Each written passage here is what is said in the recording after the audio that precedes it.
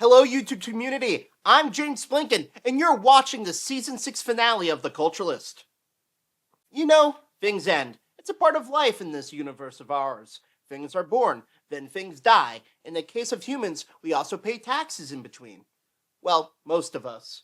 But I'm not talking about either taxes or death today. I'm talking about reboots. I don't think I've ever seen a reboot that is better than the original. It's stupid.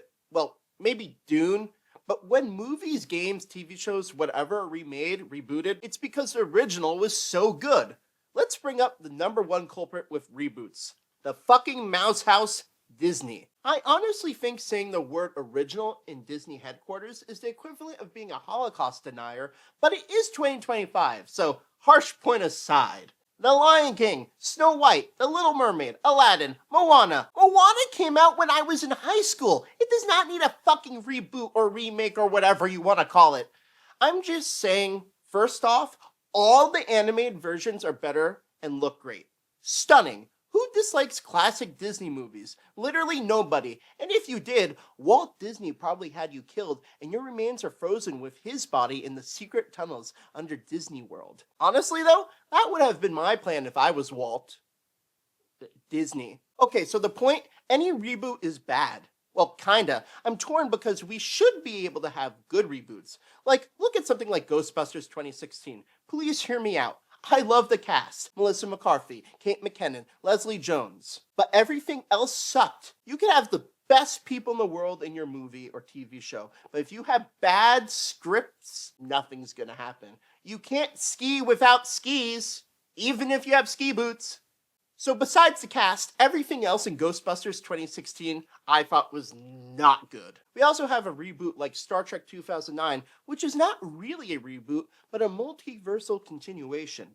I like that movie a lot, but for every Star Trek 2009, there's a Doolittle 2020. This is how RDJ followed up fucking Endgame.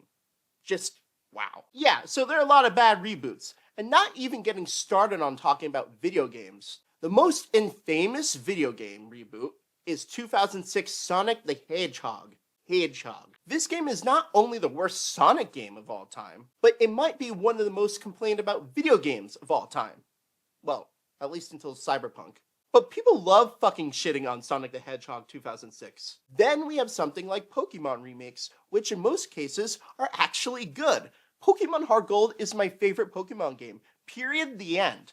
But the latest remake, Pokemon Brilliant Diamond and Shining Pearl, is literally worse than the original games and made me miss DS graphics. I said it, damn it. Why can't we have HD 2D Pokemon games? It would be awesome, but that's a separate rant. Back to movies, I'm personally offended by the existence of two comedy reboots, The Pink Panther and Arthur.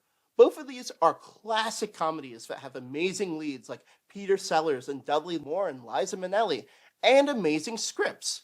I know The Pink Panther was a film franchise and Arthur is just one movie, but stay with me. Their respective remakes with Steve Martin, who I love, and Russell Brand, who I have feelings about, not great ones. But the point is, the reboot of The Pink Panther was mostly bad with some fine jokes and Steve Martin, and the Arthur remake with Russell Brand and Helen Mirren is just bad. Both were trying to make the remake something they were not, which was not funny. We also have like the return of Arrested Development, which felt off and messy because either cast members assaulted each other, left acting, or were just too busy. We got a Full House sequel, not a reboot, but it's essentially the same show, but way worse. I don't care, it's a piece of shit reboot. Okay, we need to do original ideas. Hey, a Severance, a Shrinking, a Ted Lasso, oh, something not on Apple TV.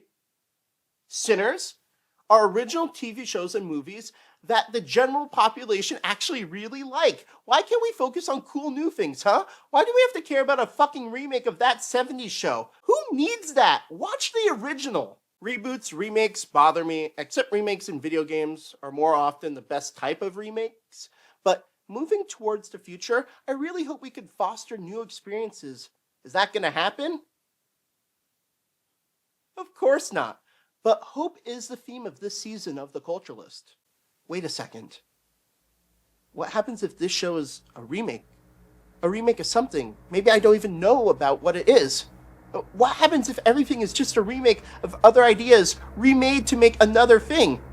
What happens if originality is fraud? I mean, this show was inspired by the likes of John Oliver, Stephen Colbert, and Scott the Woz, and other things. But I mean, everything is made by me.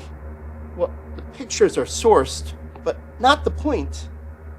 Am I not original? What's going on? Hi, it's James, and I just graduated high school, so I thought it'd be a great time to get a Facebook page so I could keep in touch with classmates after high school and beyond. Social media. The one thing we can all agree on is something we care about more than our actual selves. Oh my god, I'm at a Maroon 5 concert. I have to post 2/3 of that on social media to prove I do something with my worthless... That will attract the masses. Damn it! Oh my god, I remade myself! Does that make me a fraud? What do I do now? I don't know. Live with no consequences? Well, yes, it doesn't matter. I just look like a hypocrite, though. Most reboots and remakes mostly suck. But, especially if you're a politician running for a second term and didn't get it after causing an insurrection, oh god, we are in the worst timeline. Of course, I have to mention Trump once. This administration is a reboot.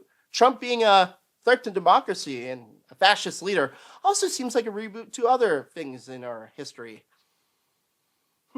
Anyways, on that glimmering note, that's all we got for this episode and season of The Culturalist. I've been James Blanken, and thank you so much for watching, and we will see you, meaning me, myself, and I, next season. Bye now.